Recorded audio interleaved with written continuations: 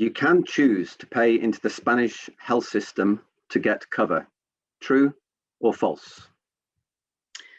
So you can choose to pay into the system, but there are eligibility requirements. And one of those, I think probably the most important one, is that you have to have been continuously living in Spain and registered with your local town hall for at least 12 months, so 1 whole year, before you're eligible to be able to apply for that scheme.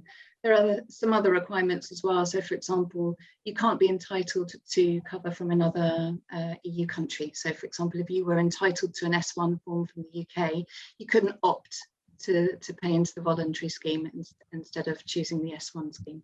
Okay, so for that first year, before you have eligibility for the voluntary scheme, you would need to ensure that you're covered by private insurance for your healthcare needs.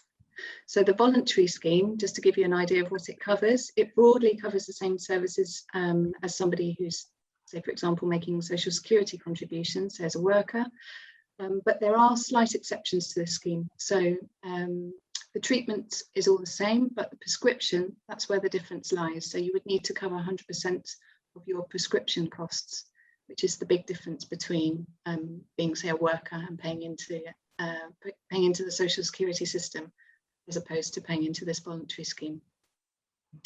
It also doesn't entitle you to a European health insurance card on the same basis that because you're not making the social security contributions, you wouldn't be entitled to that reciprocal arrangement, which is on the basis of social security contributions. Thank you, Sarah.